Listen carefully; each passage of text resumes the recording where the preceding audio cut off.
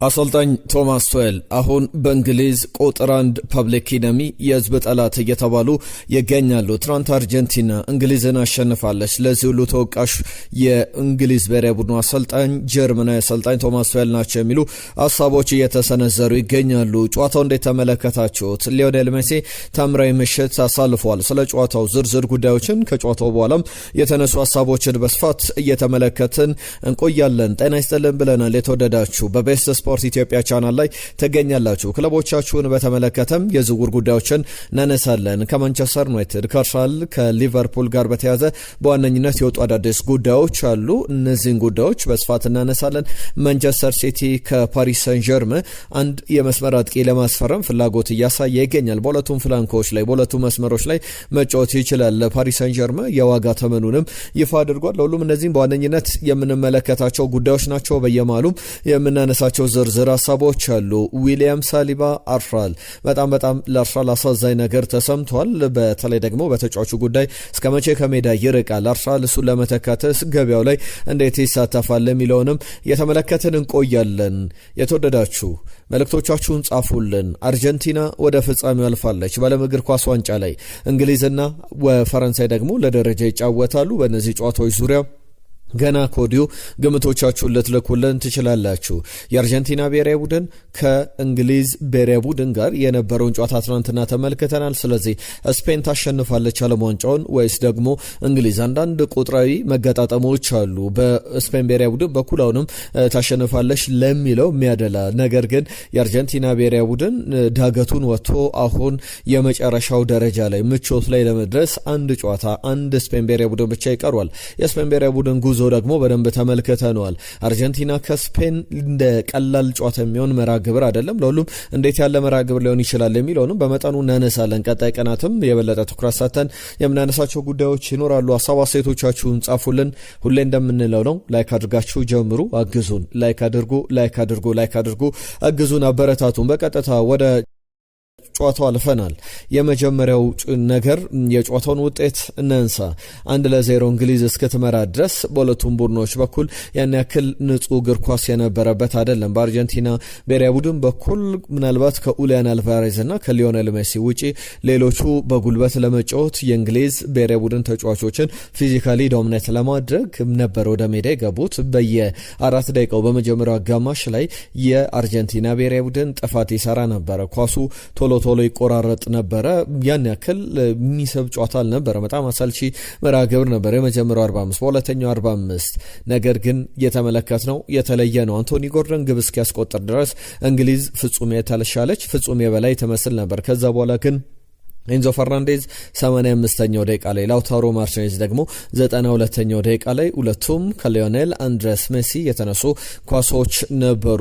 በዚህም አርጀንቲና 2-1 በሆነ ውጤት ጨዋታዋን አሸንፋለች። ትናንትና አንዳንድ አድማጮች ግምቶቻችሁን ልካችሁልናል። ወደ በኋላ ላይ መለስ ብዬ ያነሳዋለሁ። ስለ ጨዋታው ግን በዝርዝር መነሳት አለበት። ለስፔን ብሔራዊ ቡድን ምን ማለት ነው? ለእንግሊዝ ብሔራዊ ቡድንስ በቀጣይ ከፈረንሳይ ብሔራዊ ቡድን ጋር ይጫወታል። አርጀንቲና የትናንትናው ጨዋታ እንዴት ያለ መልክ ነበር የሚለውን እናነሳለን። ብዙዎች በእንግሊዝ ብሔራዊ ቡድን በኩል ማለፍ እንዳለበት ሊያስቡ ይችላሉ። የጨዋታውን አጠቃላይ ቁጥሮች ግን ስንመለከት የእንግሊዝ ብሔራዊ ቡድን ፍጹም ማለፍ የሚገባው ብሔራዊ ቡድን አልነበረም። በኳስ ቁጥጥር 65-35 የአርጀንቲና ብሔራዊ ቡድን ፍጹም ብልጫ ነበረው። በጨዋታ ውጪ በመሆን እንኳን ብዙ ጊዜ የጨዋታ ውጪ ተደጋጋሚ መግባት የቡድኑን የማጥቃት እንቅስቃሴ የሚያሳይ ነው። የአርጀንቲና ብሔራዊ ቡድን 3-1 ከዛ ውጪ ባሉ መለኪያዎች የማዘን ምቶች 6-1 የግብ ሙከራዎችን አታኪንግ ቶታል ሾቶችን ስንመለከት 15-5 ነበሩ። 3 ብሎክ የተደረጉ ኳሶች በአርጀንቲና ብሔራዊ ቡድን በኩል፣ 2 ደግሞ በእንግሊዝ ብሔራዊ ቡድን በኩል። በአጠቃላይ ኦን ታርጌት ሙከራዎችን ብንመለከት 5-2 ነው። አጠቃላይ ኦፍ ታርጌት ኢላማቸውን ያልጠበቁ ሙከራዎችን ደግሞ ብንመለከት 7-1 ነው። እያንዳንዱ ነገር በአርጀንቲና ብሔራዊ ቡድን ፍጹም በላይነት የተጠናቀቀ ነው። አርጀንቲና ብሔራዊ ቡድን ትናንትና ላውታሮ ማርቲኔዝ ያስቆጠራት ግብ 11ኛ ከ75ኛ ደቂቃ በኋላ አርጀንቲና ያስቆጠረችው ግብ ነው በዚህ የዓለም እግር ኳስ ዋንጫ ላይ። ከዛ በፊት ኤንዞ ፈርናንዴዝም ያስቆጠራት ግብ በዓለም ዋንጫ በዚህኛው ዓለም ዋንጫ ላይ 10ኛ ከ75ኛ ደቂቃ በላይ በኋላ አርጀንቲና ያስቆጠረችው ግብ ሆኖ የተመዘገበ እንደነበረ ማንሳት ይቻላል። አሰልጣኝ ቶማስ ቱዌል ከጨዋታው መጠናቀቅ በኋላ በዚህ ሞመንት ላይ አሁን ብትጠይቁኝ ምንም የምንጸጸትበት ነገር የለም ብሏል። 1-0 መምራት ተገቢ ነበረ፣ ምናልባት በውድድሩ ላይ ምርጡን እግር ኳስ የተጫወትንበት ነበረ የሚል አስተያየታቸውን ሰጥተዋል። ነገር ግን አሁን በእንግሊዝ እግር ኳስ በእንግሊዝ ብዙሃን መገናኛዎች በሀገር እንግሊዝም ቁጥር 1 ፐብሊክ ኢነሚ ቁጥር 1 የህዝብ ጠላት ቶማስ ቱዌል እየተባለው ይገኛሉ። ዋይኒ ሩኒ እንዳለው ነው ነገሩ። ቅያሬዎቻቸው በሙሉ በተለይ በሚያስገርም ሁኔታ ተጫዋቾችን ያስገቡ የነበሩ ተከላካዮችን ነው። እያንዳንዱን ቅያሬ አነሳላቸዋለሁ። ነገር ግን ዋይኒ ሩኒ ለችግሮች ጥሪ እያቀረቡ ነበር፣ ግብ እንዲቆጠርባቸው ጥሪ እያቀረቡ ነበር። እያንዳንዱ ውሳኔዎቻቸው በዛ መንገድ የሚገለጽ ነው የሚል አስተያየቱን ሲሰጥ ነበር። 1-0 ከመሩ በኋላ የነበረውን ሁኔታ እንመልከት። በተለይ ደግሞ 85ኛው ደቂቃ ላይ ነው ኢንዞ ፈርናንዴዝ ግብ ያስቆጠረው። ከዛ በፊት 72ኛው ደቂቃ ላይ ኤዝሪ ኮንሳን በአንቶኒ ጎርደን በግብ አስቆጣሪው ቀይረው ኤዝሪ ኮንሳን አስገቡ። ከዛ በኋላ ሪስ ጀምስን ዳንበርን ቀይሮት ገባ። ወዲያው ነበር ግብ የተቆጠረው። ኒኮራ ላይ ዴክላን ራይስን ቀይሮ ገባ። 90ኛው ደቂቃ ላይ ማርከስ ራሽፈርድ በዴጅ ስፔንስ ቢቀየርም ነገሩ ያን ያክል ለውጥ ያመጣ ትልቅ ቅያሪ አልነበረም። እንግሊዝ ብሔራዊ ቡድን ማድረግ የሚገባት የነበረው ከዚህ የተለየ ነበር። ለምሳሌ ግብ ካስቆጠሩ በኋላ ቡካዮ ሳካ፣ ሌሎችም አጥቂ ስፍራ ላይ ወይም አንቶኒ ጎርደን ዶክመል እንኳን ተብሎ ቢታሰብ ማርከስ ራሽፈርድ መግባት የሚችልበት እድል ነበር። ኖኒ ማዱዌኬ በአማራጭነት ነበር። ሞርጋን ሮጀርስ ደከመ ከተባለ ኤበረቼዜን ማስገባት ይቻል ነበረ። በእያንዳንዱ ቦታ ላይ እንግሊዝ በጥራትም በኳሊቲም በብዛትም የተሻሉ ተጫዋቾች እንዳሏት መናገር ይቻላል። ነገር ግን ልዩነቱ ያ አልነበረም። ያሰልጣኙ ውሳኔ ግን በጣም የሚያጠያይቅ ነው። እሳቸው ከጨዋታው በኋላ የሰጡት ምላሽ አለ። ነገር ግን አንድ ቁጥር ላንሳላችሁ። የእንግሊዝ ብሔራዊ ቡድን አንቶኒ ጎርደን ግብ ካስቆጠረ በኋላና ኤንዞ ፈርናንዴዝ ግብ በሚያስቆጠርበት ልዩነት የ31 ደቂቃዎች ልዩነት አለ። በዚህ የ31 ደቂቃ ልዩነት ውስጥ እንግሊዝ የኳስ ቁጥጥር ስንመለከት 12 በመቶ ብቻ ነበረ። ከዛ ውጪ በአርጀንቲና የግብ ክልል ላይ የነኩት ኳሶች 9 ብቻ ነበሩ። ያ ማለት ደግሞ በ165 ኳሶች ይበለጣሉ። የአርጀንቲና ብሔራዊ ቡድን በእንግሊዝ የግብ ክልል ላይ 165 ኳሶችን ነክቶ ነበርና በብዙ ኮምፓሪዝኖች በብዙ ማነጻጸሪያዎች አሰልጣኝ ቶማስ ቱዌል በኩል የተወሰኑት ውሳኔዎች በሙሉ ገደል የሚከት የእንግሊዛውያንን ፍጻሜ ላይ መገኘት ተስፋም እየቀበረ ነበር ማለት ይቻላል። ተጫዋቾቹም ኃላፊነት አለባቸው። የአሰልጣኙ ብቻ ውሳኔ አይደለም። አሰልጣኙ ለምሳሌ ያደረጓቸው ነገሮች በጣም አጠያቂ የሆነብኝ እኔ ጨዋታውን ስመለከትም ሊዮኔል ሜሲ 1-2 አደገኛ ድሎችን ሲፈጥር፣ ለምሳሌ ሊዮኔል ሜሲ በዚህ ዓለም ዋንጫ ላይ ሲያደርጋቸው እንደነበሩት ልብ ብላችሁ ከተመለከታችሁ ጨዋታዎቹ ጊዜያቸው ደቂቃዎቹ በገፉ ቁጥር ሊዮኔል ሜሲ ከፊት ወደ ኋላ፣ ሌሎቹ ተጫዋቾች ደግሞ ከኋላ ወደፊት ይገለባበጣሉ። ሊዮኔል ሜሲ ምናልባት ከመጨረሻዎቹ ተከላካዮች ይቀርብ ነበር ከጎሉ ይልቅ፣ ምክንያቱም ክሬቲቭ ለመሆን የበለጠ ነፃ ሆኖ ኳሶችን ለመጀመር ያንን ያደርግ ነበርና አርጀንቲና በጣም ጥሩ ተጫውታለች። በተለይ በ55 ደቂቃዎች ሁለተኛው ምርጡ ቡድን ነበር አርጀንቲና፣ ወይም የእንግሊዝ ብሔራዊ ቡድን የተሻለ ነበር ከሌሎቹ። ከዛ ከ55 ደቂቃ በኋላ ያለውን ደቂቃ ብንመለከት ግን 5-1 6-1 መጠናቀቅ የነበረበት ጨዋታ ነው። አሌክሲስ ማካሊስተር ብቻ 2 የግቡ ብረቶች የመለሱበትን ኳሶች ተመልክተናል። አሰልጣኝ ቶማስ ቱዌል ሚስ ማኔጅ ያደረጉት ጨዋታ ነው ብሎ መናገር ይቻላል። እንግሊዝ በዓለም እግር ኳስ ዋንጫ ላይ በትልቅ ሜጀር ቶርናመንቶች ላይ ባለፉት ውድድሮች ከውድድሩ የተሰናበተችባቸውን ጨዋታዎች እንመልከት። 2016 ላይ በአይስላንድ ተሸንፋለች። 2018 ላይ በክሮኤሽያ፣ ከዛ ውጪ በፍጻሜው ዩሮ 20 ላይ በጣሊያን እነ ቡካዮ ሳካ፣ ማርከስ ራሽፈርድ እንዲሁም ደግሞ ጄደን ሳንቾ ፍጹም ቅጣት ምት መለያ ምት ስተው በጣሊያን የተሸነፈችበት ጨዋታ ይታወሳል። 2022 ላይ ሃሪኬን ፍጹም ቅጣት ምት ስቶ 2-1 በፈረንሳይ ተሸንፋለች። ዩሮ 2024 ላይ በፍጻሜው በስፔን 2-1 የተሸነፈችበት፣ አሁን ደግሞ በአርጀንቲና ግማሽ ፍጻሜ ላይ ከውድድሩ ተሰናብታለች። ስለ ሊዮኔል ሜሲ ደግሞ እናንሳ። ትናንትና በሜዳ ላይ በተለይ አርጀንቲናውያን ያለሱ ምንም እንደማይፈጥሩ ምልክቶችን ብቻ አይደለም ማረጋገጫም የሰጠበት ነው። ሊዮኔል ሜሲ የሚፈጥራቸው ነገሮች በሙሉ ፍሬ የሚያፈሩ እሱ የነካቸው ነገሮች በሙሉ የተባረኩ ይመስል ነበረ። ያንን በጨዋታው ላይ ተመልክተናል። ለአርጀንቲና ብሔራዊ ቡድን ትልቅ እድል ነው። አሰልጣኝ ሊዮኔል ስካሎኒ ከጨዋታው መጠናቀቅ በኋላ የሰጡት አስተያየት አለ። ከዚህ በላይ ሊዮኔል ሜሲ ምን ማድረግ አለበት የዓለማችን የምን ጊዜም ምርጡ ለመባል ከዚህ በኋላ ያን ያክል ክርክር የሚያስፈልግ አይመስልም የሚል አስተያየታቸውን ሰጥተዋል። ሃሪኬን አንድ ጉዳይ አንስቷል። የቆም ነው ከዓለማችን ከምን ጊዜም ምርጡ ተጫዋች ፊት ለፊት ነበር ብሏል። ያ ማለት እኛን ትንሽ ያደርገናል፣ ያ ማለት እንግሊዝን ያን ያክል ተጽዕኖ ፈጣሪ እንዳትሆን ያደርጋታል የሚል አስተያየቶችን ስለ ሊዮኔል ሜሲ ተነስቷል። ሊዮኔል ሜሲ በጣም እያንዳንዱ ኳሶቹ አደገኛ የነበሩ እያንዳንዱ ሙቭመንቶቹ በጣም በእንቅስቃሴ ደረጃ የተገደበ ያን ያክል ሩጫዎችን የሚያደርግ ኳሶችን ሲያገኝ ግን በተለይ አርጀንቲና ከተመራች በኋላ በጣም ልዩነት ፈጣሪ ነበረ። እያንዳንዱን ኳሶች ከወጣት ተጫዋቾች ጋር በፊዚካል እየበለጠ ሲወስድባቸው ኳሶችን የተመለከትንበት አጋጣሚ ነበር። ለምሳሌ ከኒኮ ራሌ ጋር የአንድ ለአንድ አጋጣሚውን እናስታውሳለን። በአርጀንቲና መልበሻ ቤት ትናንትና ከጨዋታው መጠናቀቅ በኋላ 1 ሚኒት ሳይለንስ የአንድ ደቂቃ የህሊና ጸሎት ለእንግሊዛውያን ለእንግሊዝ ብሔራዊ ቡድን ተብሎ ሲዘመር ተመልክተናል። ደስታቸው ጣሪያ ነክቶ ነበረ። ብዙ የሚያስብሉ ጉዳዮች አሉ። አሰልጣኝ ቶማስ ቱሄል የፐብሊክ ኢነሚ የህዝብ ቁጥር 1 ጠላት ተብሎ እየተነገረላቸው ይገኛል። ነገር ግን እሳቸው የሚሰጡት አስተያየት አንድ ነገር አለ። አሁን የወሰንኳቸው ውሳኔዎች በሙሉ ውጤቱ ጥሩ ስላልሆነ ስህተት ነው ተብሎ ለመናገር ቀላል ይመስላል ብለዋል። ቀላል ይመስላል ብቻ ሳይሆን የወሰኗቸው ውሳኔዎች ፍሬ እስካላፈሩ ድረስ ሊወቀሱባቸው ሊተቹባቸው ይችላሉ። እናንተ ጨዋታውን እንዴት ተመለከታችሁት? አሁን ደግሞ አንዳንድ አጋጣሚዎችን እናንሳ።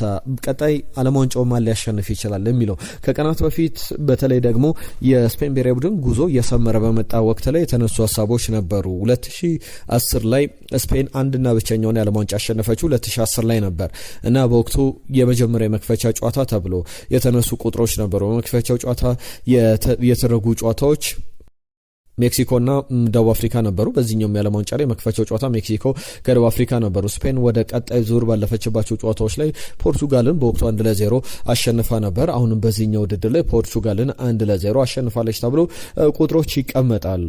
የተለያየ ማረጋገጫ የሚመስል ነገር ሌሎችም እንዳጋጣሚ ሊነሱ የሚችሉ ጉዳዮች አሉ። ለምሳሌ ተጨማሪ አዳዲስ የወጡ ጉዳዮችን ላንሳ። አንድ ባሎንዶር ያሸነፈ ተጫዋች በቀጣይ ዓመት በዛው ዓመት ላይ ባሎንዶሩን ባሸነፈበት ዓመት ላይ ዓለም ዋንጫን አሸንፎ አያውቅም። ኦዝማን ዴምቤሌ ከፈረንሳይ ብሔራዊ ቡድን ጋር ዓለም ዋንጫን አሸንፎ ነበረ፣ ባሎንዶርን አሸንፎ ነበር። ዓለም ዋንጫን ግን አላሸነፈም።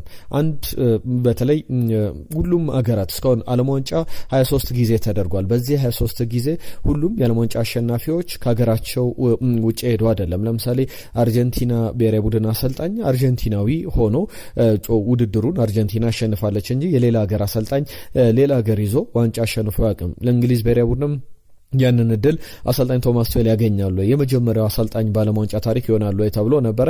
ያም የሆነ ጉዳይ አይደለም። ከዛ ውጪ አንድም ናሽናል ቲም አንድም ብሔራዊ ቡድን በዓለም እግር ኳስ ዋንጫ ላይ ውድድሩ ሲጀመር በፊፋ ራንኪንግ ቁጥር 1 ላይ ተቀምጦ ዓለም ዋንጫውን አሸንፎ አያውቅም። አርጀንቲና ደግሞ ይህንን ታሪክ ትሽራለች የሚለው የሚጠበቅ ነው። ለስፔን ነገሮች የሚያደሉ ይመስላል። ሌላ ደግሞ ለአርጀንቲና ቁጥሮች ነገሮች የሚያደሉበት አጋጣሚ አለ። ይህም 1986 ላይ ለመጨረሻ ጊዜ ፈረንሳይ በጥሎ ማለፍ የተሸነፈችበት ወቅት ነበር። በዚህ በግማሽ ፍጻሜ ላይ ከውድድሩ የተሰናበተችው ለመጨረሻ ጊዜ 1986 ነው። ከዛ ውጪ ሁሉንም ወደ ፍጻሜ አልፋለች ከዘንድሮ ውጪ። በወቅቱ አርጀንቲና እንግሊዝን አሸንፋ በቶርናመንቱ ላይ ዋንጫውን ያሸነፈችበት አመት እንደነበረ እናስታውሳለን። በዚህኛው የ1986 እንደነበረ ሁሉ ከ86 በኋላ 2026 ላይ በግማሽ ፍጻሜ ፈረንሳይ ለመጀመሪያ ጊዜ ከ86 በኋላ ተሸነፈች። አርጀንቲናም እንግሊዝን አሸነፈች። ስለዚህ እንግሊዝ ታሸንፋለች የሚለው በጣም ትልቁ ጥያቄ ነው ለሁሉም። የዓለም ዋንጫ የትናንትናው አነጋጋሪ ጨዋታ ነው። በጣም ከባድ ምሽት ነበረ ተብሎ መናገር ይቻላል። ቶማስ ቱሄል በኃላፊነታቸው ይቀጥላሉ እየተባለ ይገኛል። የእንግሊዝ እግር ኳስ ማህበር ያንን ማረጋገጫ ሰጥቷል። ቼልሲ ደግሞ ችግር ውስጥ ገብቷል በዓለም ዋንጫው ምክንያት። ትናንትና የዓለም ዋንጫው ላይ ሌጀንደሪ ከሚባሉ ምሽቶች መካከል ኤንዞ ፈርናንዴዝ የ2022 የዓለም እግር ኳስ ዋንጫ ወጣቱ ተጫዋች ነበረ። ምርጡ ወጣት ተጫዋች ተብሎ ተሸልሟል። በዚህ የዓለም ዋንጫ ላይ ደግሞ ጥሩ ወሳኝ ግቦችን አስቆጥሯል። ሂደት ደግሞ ትናንትና ያስቆጠራት ግብ ወሳኝ ከሚባሉት መካከል አንዷ ናት። ያቻነት ግብ እንግሊዝ ላይ የተቆጠረችና ከጨዋታው መጠናቀቅ በኋላ የቼልሲ ማህበራዊ ትስስር ገጾች ላይ በይፋ ኤንዞ ፈርናንዴዝን ከፊት አድርገው ለጥፈውታል። በጣም አስነዋሪ ነው ብለው በቼልሲ ደጋፊዎች በኩል እንግሊዛውያንም ትልቅ ተቃውሞ ቼልሲ ላይ እያሰሙ ይገኛሉ። የእንግሊዙ ክለብ ቼልሲ በተለይ እንግሊዝ በተሸነፈችበት ጨዋታ ላይ ግብ አስቆጣሪውን ኤንዞን ለማሞጋገስ ለማሞካሸት የተጠቀመው ፎቶ በጣም መነጋገሪያ ሆኗል። እናንተ መደረግ አለበት ብላችሁ ታስባላችሁ? ለምሳሌ አንድ የኢትዮጵያ ብሔራዊ ቡድን ተጫዋች በተለይ የኢትዮጵያ ብሔራዊ ቡድን ተጫዋች እንኳን ባንለው ለምሳሌ የቅዱስ ጊዮርጊስ የኢትዮጵያ ወይም ደግሞ የአዳማ ከተማ ተጫዋች ልንለው እንችላለን። ግብ ያስቆጥራል ማላይ ኢትዮጵያ ላይ፣ ነገር ግን የሚጫወተው ለሌላ ሀገር ነው። አፍሪካ ዋንጫ ፍጻሜ ላይ ብንመለከተው ኢትዮጵያ በምትሸነፍበት ጨዋታ ላይ ግብ አስቆጥሮ ቅዱስ ጊዮርጊስ የዛም ተጫዋች ምስል ኢትዮጵያ በተሸነፈችበት ጨዋታ ላይ እንደመፖሰት ማለት ነውና በጣም አነጋጋሪ ሆኖ ነገሩን ተመልክተናል። ለሁሉም ቅድም እንዳልኩት ነው ፐብሊክ ኢነሚ ነምበር 1 ተብለው እየተብጠለጠሉ ይገኛሉ። አሰልጣኝ ቶማስ ቱዌል ብዙ ጉዳዮችን አንሳን ከዓለም ዋንጫው ጋር በተያያዘ ትናንትና የእናንተ መልእክቶች በስፋት መጥተውልናል። አሁንም ሀሳብ አስተያየቶቻችሁን ላኩልን። የእናንተን ሀሳቦች እንግዲህ መለስ ብዬ ላቅርብላችሁ። ትናንትና ከመጡልን መልእክቶች መካከል በተለይ ደግሞ የጨዋታ ግምቶች አንድ ሁለት አድማጮች በትክክል የጨዋታውን ግምት አስቀምጣችኋል። በጣም እናመሰግናለን። እያንዳንዱ መልእክቶች አነሳላችኋለሁ። ከዛ በኋላ ወደ ዝውውር ጉዳዮቻችን እናልፋለን። ከማንቸስተር ዩናይትድ ከቼልሲ ከአርሰናል ጋር በተያያዘ የሚነሱ ጉዳዮች አሉ። ወንደሰን አርጀንቲናና ስፔን ፍጻሜ ይሆናል ብሎ ትናንትና በትክክል ግምቱን አስቀምጦ ነበረ። ወንዴ ተመስገን ደግሞ የጻፈልን መልእክት አለ። እንግሊዝ 100% አሸንፋለች ብሎ ግምቱን አስቀምጦ ነበር፣ አልሆነም። ነጅብ ሰንገሩ ከናይሮቢ የጻፈልን መልእክት አለ። ፍራንስ ያልታሰበ ዱብዳ ወርዶባታል፣ ስፔን የበላይነቱን አሳይታለች። እንግዲህ ቀጣዩን ደግሞ አብረን ያለን ብሏል። ቀጣዩን አብረን አይተናል። እንግሊዝ ታሸንፋለች፣ ስፔን ደግሞ ከአርጀንቲና ጋር ትጫወታለች። ወንዴ እንግሊዝ አንደኛ፣ ስፔን ሁለተኛ፣ አርጀንቲና ሶስተኛ፣ ፍራንስ አራተኛ ደረጃን ይዘው ያጠናቅቃሉ የሚል ግምት ነበረው። ነገር ግን ቢያንስ ስፔንና አርጀንቲና አንደኛና ሁለተኛ ደረጃው እንደሚይዙ የተረጋገጠ ሆኗል። ሙልጌታ የጻፈልን መልእክት አለ። ከደቡብ አፍሪካ የፈረንሳይ አማካኝ ክፍል አቋም መውረድ ዋጋ አስከፍሏቸዋል። በተለይ ኦሊሴ ባርኮላ ጥሩ አልነበሩም። የዩናይትድ እና የማርቲኔዝ ጉዳይ ወደ አትሌቲኮ ማድሪድ የሚለው ወዴትም አይሄድም። አትሌቲኮ ማድሪድን አይቀላቀልም፣ ዩናይትድንም አይለቅም ብሏል። ማሙሽ አበበ የጻፈልን መልእክት አለ። ሜሲ ብሎናል። ሜሲ ዋንጫውን ያሸንፋል ብሎናል። ከዛ በተጨማሪ ታደሰ ማሞ እንግሊዝ ኢንግላንድ አርጀንቲናን 1-0 ወይም 2-1 ታሸንፋለች። በዚህ መልኩ ጨዋታው ይጠናቀቃል። ከዩጋንዳ ታደሰ ማሞ የላከልን መልእክት ነው። በትክክል አልተገመተም። አህመድ ከጅቡቲ እኔ ገረመኝ የስፔን ደቃቃ ተጫዋቾች እንግዲህ እሳት ሆኖ አምሽቷል ፈረንሳይ ላይ የሚል መልእክቱን ስለ ፈረንሳይ ጨዋታ ልኮልናል። ዲዲዬ ዴሾን በተመለከተ ደግሞ ጆሹዋ ሚካኤል የጻፈልን መልእክት አለ። ስለ ፈረንሳይ ጨዋታም እንዲሁ ያነሳቸው ጉዳዮች አሉ። ከዛ በተጨማሪም አቤል እንግሊዝ አንደኛ፣ ስፔን ሁለተኛ፣ አርጀንቲና ሶስተኛ፣ ፈረንሳይ አራተኛ ብሎ ልኮል ነበር። በትክክል የሚቀመጥ ደረጃ አይደለም። ታሪኩ ከደቡብ አፍሪካ እንግሊዝ 2-1 በሆነ ውጤት ታሸንፋለች። ታሪኩ የአርሰናል ደጋፊ ነው። እንግሊዝ ብሎ የግምቱን አስቀምጦልን ነበር። በትክክል አልተቀመጠም። ዳንኤል መላኩ እንግሊዝ 3-2 ታሸንፋለች ስፔንን። ዳንኤል ከደቡብ አፍሪካ የጻፈልን መልእክት ነበረ። የፈረንሳይ በዚህ ሰዓት አሳፋሪ በሆነ ሁኔታ መሸነፉ ያልተጠበቀ ነው። የዛሬው ጨዋታ እንግሊዝ አሸንፋ የምታልፍ ይመስለኛል ያለን ደግሞ ወንድሙ ወንዴ ነው። ከልብ እናመሰግናለን ሁላችሁንም። ነገር ግን በትክክል የተገመቱ ሀሳቦች ላይ ደርሰናል። ግርማ ከበደ ሰላም ቤስቶች እንዴት ናችሁ? ትናንትና ፈረንሳይ ተራራውን ወደ ሜዳነት ተቀይራለች። ዛሬ ደግሞ እንግሊዝ ቀጣዩ ይሆናል።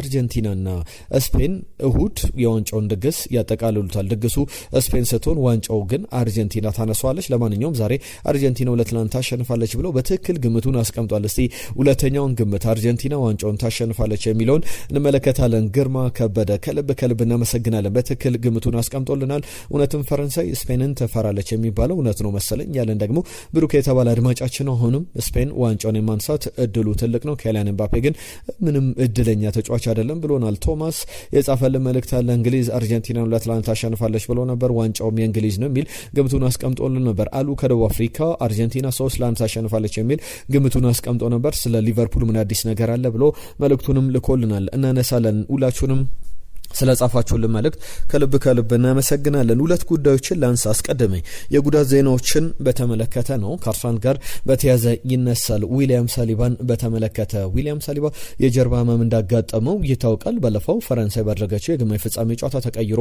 መውጣቱም ይታወቃል። አሁን እየወጡ ባሉ መረጃዎች መሰረት በሌኪፕ ዘገባ እነዘሰን በእንግሊዝም ሚረርም ይዘውት የወጡት ዘገባ ዊሊያም ሳሊባ ከአርሰናል ጨዋታዎች ከ4 እስከ 5 ወራት ከሜዳ ይርቃልና የጀርባ ህመሙን ላቂነት ለመፍታት የቀዶ ህክምና ያደርጋልና ያም ደግሞ ከ5 ወራት በላይ ላያቆየው ይችላል። ነገር ግን 4-5 ወራት በጣም ረጅም ጊዜ ነው። ፕሪሚየር ሊጉ ቢያንስ በአንድ ወር ዕድሜ ውስጥ ይጀምራል። ከዛ በኋላ 3 ወራትን አርሰናል ዊሊያም ሳሊባን ሳይዝ መጓዝ ማለት በጣም ትልቅ ፈተና ነው ተብሎ መናገር ይቻላል። ሌላኛው አርሰናል ጉዳይን ወጣ ብለን የማንቸስተር ዩናይትድን ጉዳይ እንመልከት። የህክምና ምርመራ ሲያደርግ ነበር ማኑኤል ኡጋርቴ። አሁን የቀዶ ህክምናውን በተሳካ ሁኔታ አጠናቋል። በጣም እግር ኳስ ተጫዋች ሊያጋጥመው የሚችለው በጣም ከባዱ ጉዳት ነው፣ የጉልበት ጉዳት እና ያንንም በተመለከተ ማህበራዊ ትስስር ገጾቹ ላይ በተሳካ ሁኔታ የቀዶ ህክምናው ማድረጉን ይፋ አድርጓልና በዛ ሂደት ደግሞ በቀጣይ በትልቅ ደረጃ በጥሩ ሁኔታ ለማንቸስተር ዩናይትድን ለማገልገል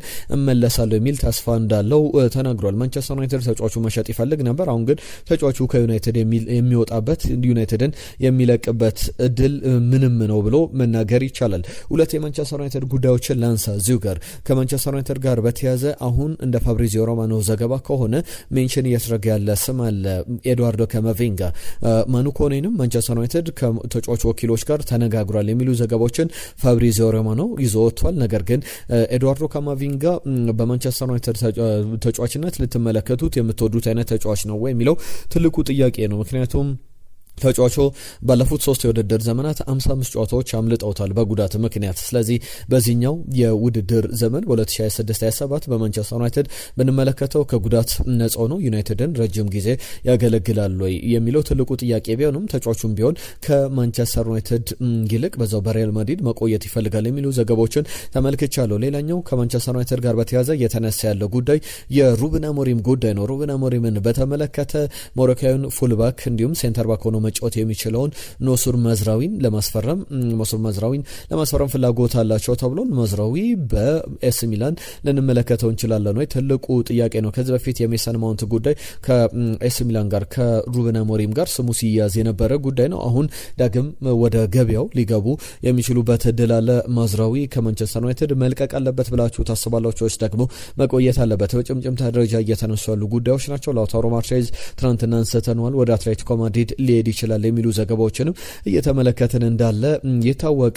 ከዩናይትድ ጉዳዮች ወጣ ብዬ ሌላኛው ትልቁ ጉዳይ አርሰናልን የተመለከተ ነው። ከአርሰናል ጋር በተያያዘ በብዙሃን መገናኛዎች ትልቁ ዘገባ ተብሎ እየተዘገበ ያለው ተጫዋቹን በተመለከተ የዚህ የዝውውር ሂደቱ ላይ ኡሊያን አልቫሬዝ ይመጣል አይመጣም የሚለው ትልቁ ጉዳይ ሆኖ በደንብ እየተመለከት ነው ያለ ጉዳይ እንደሆነ ይታወቃል። በዚህ ደስ ደግሞ አንደኛው የኡሊያን አልቫሬዝ ጉዳይ በቪክተር ዮኬሬሽ መቀየር ሊመጣ ይችላል የሚሉ ዘገቦችን ከስፔን ብዙሃን መገናኛዎች እንዲሁም ደግሞ ቲም ቶክ በእንግሊዝ ብዙሃን መገናኛዎች በኩል ደግሞ ይዞት የወጣው ዘገባ እና ቤን ጃኮብሰን በጣም አነጋጋሪ ሆኗል። ከሳምንታት በፊት ሲነሳ የነበረ ዘገባ ነው። በመሃል አርሰናል ተጫዋቹን አይለቅም፣ ቪክተር ዮኬሬሽ ከአርሰናል አይለቅም፣ ተጫዋቹን ግን ኡሊያን አልቫሬዝን ለማምጣት ይሞክራል ሲባል ነበር። አሁን እንደ አዲስ ኡሊያን አልቫሬዝን በቪክተር ዮኬሬሽ ለመቀየር ጥረት እየተደረገ ይገኛል የሚሉ ዘገባዎች በስፋት በብዙሃን መገናኛዎች እየወጡ ይገኛሉ። ሌላኛው የማንቸስተር ሲቲና የሊቨርፑልን ጉዳዮች ላንሳ። ከማንቸስተር ሲቲ ጉዳይ ሲጀምር የፓሪስ ሰን ጀርመን አንድ የመስመር ተጫዋች ለማስፈረም ፍላጎት አለው። ሴኔጋላዊ ተጫዋች ኢብራሂም መባይን ለማስፈረም ፍላጎት አለው። የ18 ዓመቱ ተጫዋችን ለማስፈረም ግን ማንቸስተር ሲቲ፣ ቶትናም ፍላጎት ቢኖራቸው አስቶን ቪላም ጥያቄ አቅርቧል የሚሉ ዘገባዎችን ተመልክቻለሁ። 30 ጨዋታዎችን በሁሉም ውድድሮች ላይ ተመልክተናል። 30 ጨዋታዎችን ሲያደርግ 1242 ደቂቃዎችን ተጫውቷል። በሊጋ ላይ ነው አብዛኞቹ የግብ ተሳትፎችን ያስመዘገበው፣ 3 ግቦችን ከዛ በተጨማሪ 2 ለግብ የሆኑ ኳሶችን አቀብሏል። እንደ አጠቃላይ ግን 50 ሚሊዮን ዩሮ ይከፈለኝ እያለ ይገኛል ፓሪስ ሰን ጀርመን ተብሏል።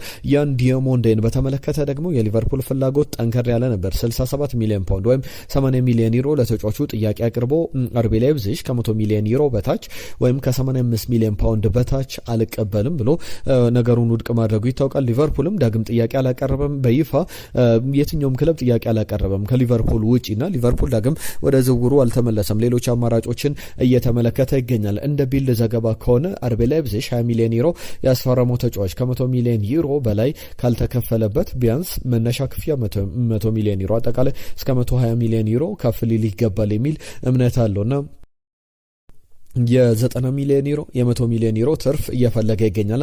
ተጫዋቹን ያለበለዛ አንሸጦም አንለቆም ከዚህ በኋላም ደግሞ ወደ የትኛውም ክለብ አይደም ብለው ውሳኔ መወሰናቸውን የሚያሳዩ ዘገባዎችን በብዙሃን መገናኛዎች የጀርመኑ ቢልድ ይዞት የወጣው ዘገባ ያሳያልና ማን ወደዚህ ዝውውር ይመለሳል የሚለው ጉዳይ በጣም አነጋጋሪ ሆኗል። አሌያንድሮ ጋርናቾን የሚፈልገው ሮማ ኤንድሪክን ከአሌያንድሮ ጋርናቾ ጋር ለማጣመር ፍላጎት አለው የሚሉ ዘገባዎችን በብዙሃን መገናኛዎች በኩል እነ ካልቺዮ መርካቶ ይዘውት የወጡት ዘገባ ያሳያል። ጋስፕሬኒን በተመለከተ ጂያምፔሮ ጋስፕሬኒ ኤንድሪክን ከሪያል ማድሪድ በውሰቱ ላምጥተው አሌያንድሮ ጋርናቾንም በ5 ሚሊዮን ዩሮ የውሰቱን ለማስፈረም ከቸልሲ ጋር ንግግር እያደረጉ ይገኛሉና እነዚህ ሂደቶች በቀጣይ ይጠበቃሉ። ባርሴሎና ክርስቲያን ሮሜሮን ከቶትናም ሆትስፐር ለማስፈረም ፍላጎት አለው ተብሏል። ነገር ግን ትልቅ ክፍያ ሊጠበቅበት ይችላል። ተጫዋቹ በጥሩ ተተኪዎች ተተክቷል። በፕሪሚየር ሊግ ልምድ ባላቸው ተጫዋቾች ቶትናምን ሊያሸጋግሩ በሚችሉ ስለዚህ በተለይ ሚኪ ቫንደቬን ከክለቡ የማይለቁ ከሆነ ክርስቲያን ሮሜሮ ክለቡ ሊለቅ ይችላል የሚሉ ዘገባዎችን በስፋት ተመልክተናል። ፒየር-ኤመሪክ ኦባሜያንግ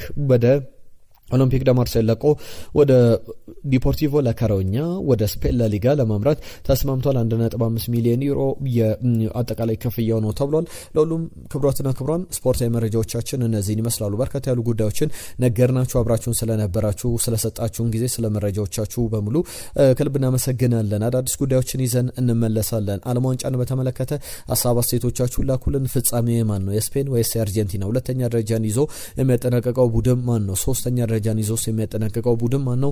ፈረንሳይ ወይስ ደግሞ እንግሊዝ? ሀሳብ አስተያየቶቻችሁን ጻፉልን። የዛሬ እነዚህ ላይ ያጠናቀቅን። ጤና ይስጥልን።